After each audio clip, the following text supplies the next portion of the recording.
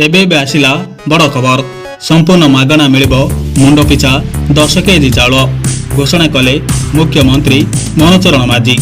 ରାଜ୍ୟର ଗରିବ ଏବଂ ନିମ୍ନ ଆୟ ବର୍ଗର ପରିବାରଙ୍କ ପାଇଁ ଏକ ବଡ଼ ଖୁସି ଖବର ସାମ୍ନାକୁ ଆସିଛି। ମୁଖ୍ୟମନ୍ତ୍ରୀ ମନୋଜ ମାଝୀ ଘୋଷଣା କରିଛନ୍ତି ଯେ ଯୋଗ୍ୟ ହିତାଧିକାରୀଙ୍କୁ ସମ୍ପୂର୍ଣ୍ଣ ମାଗଣାରେ 10 କିଲୋଗ୍ରାମ ଚାଉଳ ପ୍ରଦାନ କରାଯିବ। ଏହି ଯୋଜନା ମାଧ୍ୟମରେ ଲକ୍ଷ ଲକ୍ଷ ପରିବାର ସିଧାସଳଖ ଭାବେ ଉପକୃତ ହେବେ ବୋଲି ଜଣାପଡ଼ିଛି।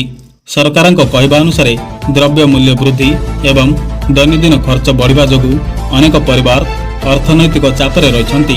ଏହି ପରିସ୍ଥିତିରେ ଲୋକଙ୍କୁ ଆର୍ଥିକ ସହାୟତା ଦେବା ଏବଂ ଖାଦ୍ୟ ସୁରକ୍ଷାକୁ ଅଧିକ ସୁଦୃଢ଼ କରିବା ପାଇଁ ଏହି ପଦକ୍ଷେପ ନିଆଯାଇଛି।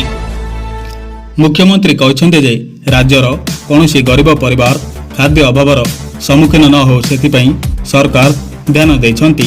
ଖାଦ୍ୟ ସୁରକ୍ଷା ଯୋଜନା ଅନ୍ତର୍ଗତ ଥିବା ରାସନ କାର୍ଡଧାରୀ ପରିବାରଙ୍କୁ ଏହି ସୁବିଧା ମିଳିବ ବୋଲି ସୂଚନା ମିଳିଛି। ଖାଦ୍ୟ ଯୋଗାଣ ବିଭାଗ ପକ୍ଷରୁ କୁହାଯାଇଛି ଯେ ଚାଉଳ ବଣ୍ଟନ ପ୍ରକ୍ରିୟା ସମ୍ପୂର୍ଣ୍ଣ ସ୍ୱଚ୍ଛ ରଖାଯିବ ଏବଂ ଜନସାଧାରଣମାନଙ୍କୁ କୌଣସି ଅସୁବିଧା ନ ହେବା ପାଇଁ ମଧ୍ୟ ରାସନ ଦୋକାନକୁ ପୂର୍ବରୁ ପର୍ଯ୍ୟାପ୍ତ ମଜୁଦ ଯୋଗାଇ ଦିଆଯିବ।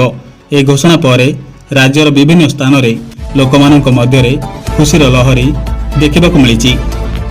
ଅନେକ ହିତାଧିକାରୀ ସରକାରଙ୍କ ଏହି ପଦକ୍ଷେପକୁ ସ୍ୱାଗତ କରିଛନ୍ତି ଏବଂ ଏହା ଗରିବ ଲୋକଙ୍କ ପାଇଁ ବଡ଼ ସହାୟତା ହେବ ବୋଲି ମତ ପ୍ରକାଶ କରିଛନ୍ତି।